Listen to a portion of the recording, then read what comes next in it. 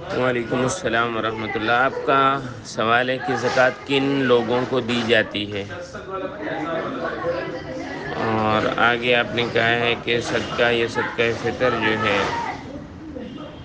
کن لوگوں کو دیا جائے گا، اور زکوٰۃ کسی ایسے بندے کو دی جا سکتی ہے جو حقیقت میں مستحق نہ ہو لیکن لا علمی کی وجہ سے اس کو دے دیا تو کیا گناہ گار ہوگا۔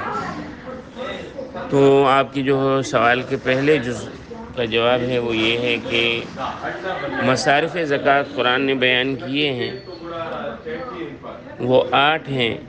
پہلا یہ ہے کہ فقیر ہو۔ فقیر وہ شخص ہوتا ہے جس کے پاس کچھ مال ہے مگر اتنا نہیں ہے کہ وہ زکوٰۃ کے نصاب کو پہنچ جائے۔ دوسرے نمبر پر مسکین ہوتا ہے۔ مسکین کیا کہتے ہیں کہ اس کے پاس جمع کیا ہوا مال نہیں ہے، یہاں تک کہ کھانے پینے بدن چھپانے کے لیے بھی لوگوں سے سوال کا محتاج ہوتا ہے۔ تیسرے نمبر پر ہے عامل زکوٰۃ۔ یہ دارالاسلام میں ہوتا ہے کہ جسے اسلام بادشاہ نے اسلام میں جو دارالاسلام کا بادشاہ ہے اس نے اس کو زکوٰۃ یا عشر پر دیا ہو، اس کو بھی زکوٰۃ دی جاتی ہے۔ چوتھا ہے رقاب۔ بعض حضرات نے اس سے مراد لیا ہے کہ غلامی سے جو ہے نا آزاد کرانے کے لیے، اور وہ فرماتے ہیں کہ چونکہ غلام آج کل رہے نہیں ہے لہٰذا یہ نہیں ہے، مگر اس میں وہ مجاہدین شامل ہیں جو کفار کی قید میں ہیں، یا جو ہے ایسے لوگ جو قید میں ہیں اور حکومت نے ان پر جرمانہ رکھے ہے، یا ایسے لوگ شامل ہیں جن کے اوپر بہت بھاری جرمانہ آیا ہوا ہے، ان کو بھی آپ یا قتل کیا ہوا ہے ان پر جرمانہ آ گیا اور وہ غریب لوگ ہیں، ان کو بھی آپ مدد کر سکتے ہیں۔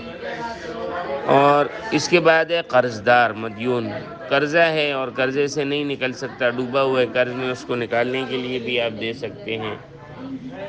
اور فی سبیل اللہ بھی ہے، مثلاً کوئی شخص محتاج ہے، جہاد میں جانا چاہ رہا ہے، یا کوئی شخص اللہ کے راستے میں چل رہا ہے، مسافر ہے اور اللہ کے راستے میں ہے، اس کے پاس رقم نہیں تو اس کو زکوٰۃ دے سکتے ہیں۔ ابن السبیل مسافر کے پاس مال ختم ہو جائے تب بھی اس کو زکوٰۃ دے سکتے ہیں، اگرچہ اپنے ملک میں وہاں پر اپنے گھر میں وہ اپنا پیسہ وغیرہ اس کے پاس ہے۔ 8واں جو ہے وہ اس کو کہتے ہیں المؤلفۃ القلوب۔ المؤلفۃ القلوب کا ایک تو یہ ہے کہ اسلام جو ہے اسلام پر قائم رکھنے کے لیے یا اسلام کی طرف مائل کرنے کے لیے ان کو زکوٰۃ دی جائے۔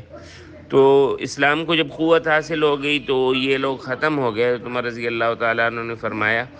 البتہ اس میں بھی کلام کی گنجائش اس طرح موجود ہے کہ بہت سارے ایسے لوگ ہوتے ہیں جو اسلام اس لیے چھوڑ جاتے ہیں، کفار کی جانب چلے جاتے ہیں کہ ان کے پاس کھانے پینے کے لیے نہیں ہوتا اور اہل اسلام ان کی مدد نہیں کرتے، یا ان کو کوئی ایسے معاملات ہوتے ہیں ان میں مدد کی ضرورت ہوتی ہے، مثلاً بیٹی کا نکاح ہو گیا یا دوسرا، تو اس مد میں بھی آپ لوگ ان کے ساتھ تعاون کر سکتے ہیں جن کے اسلام چھوڑنے کا خدشہ ہو۔